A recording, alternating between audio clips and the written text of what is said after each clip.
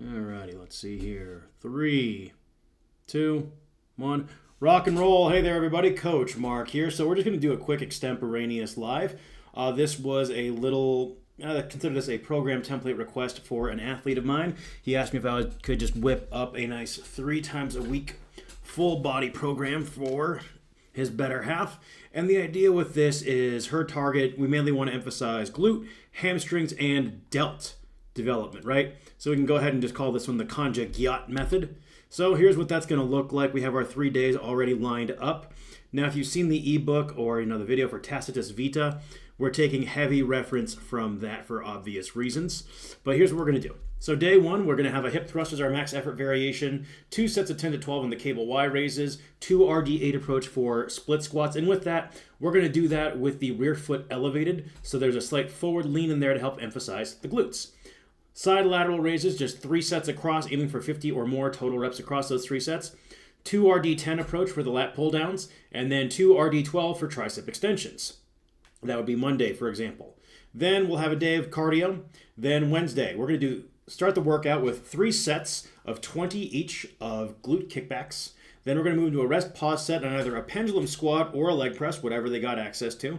And then after that, we're going to do leg press or pendulum squat calf raises. Again, just using a rest pause method. I like rest pause a lot. And especially Wednesday is kind of our gap day, right? It's not a max effort day like days 1 and 3. There's not a max effort variation. So the rest pause slots in really nicely here as sort of a developmental wave, because especially for someone like this, they don't need to be doing speed work. This is our developmental day, so we're just playing with that.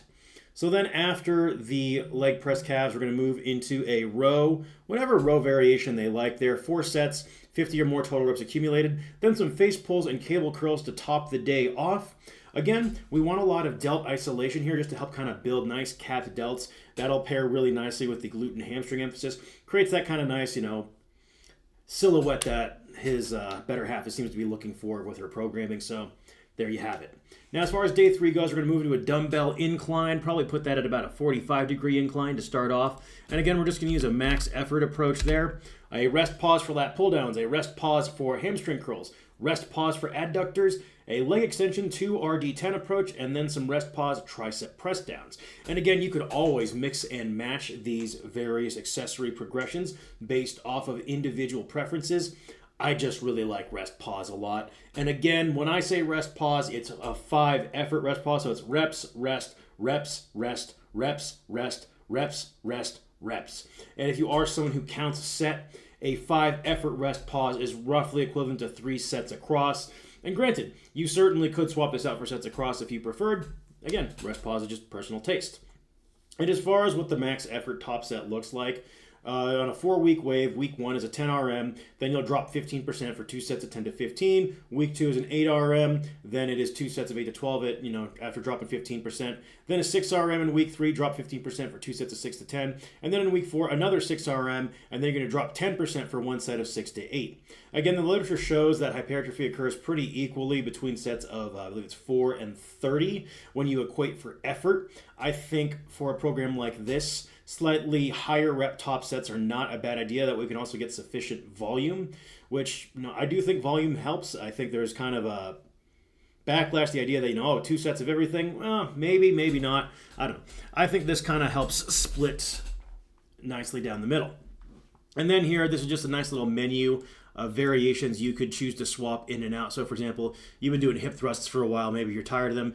If you have access to a Smith like a hip thrust machine, or you could do a Smith deficit reverse lunge, or maybe you want to focus on your hams for a little bit. Great. Knock out something like a good morning, glute ham raise. You could do an RDL variation if you'd like.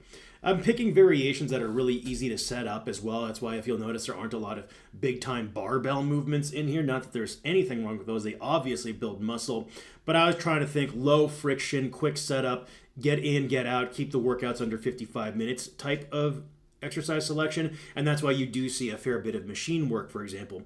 And there's nothing wrong with using machines in your workouts. I mean, I know for myself, after my compound movements, I use machines because I kind of just don't want to deal with setup and breakdown. So it's just one thing worth considering. Again, I think this would be a really good viable template if you're just looking for general hypertrophy and you do want to emphasize those specific parts muscularly. But yeah, let me know what you think, folks. If you have any comments, questions, concerns, or if you even maybe want to see the Conju-GYAT method brought out as to a full ebook, let me know. Best comments and questions are ones I will turn into topic videos down the road. But that's all I really have for you folks. I do offer one-to-one coaching, what I do full-time. Odds are good I'd love to work with you.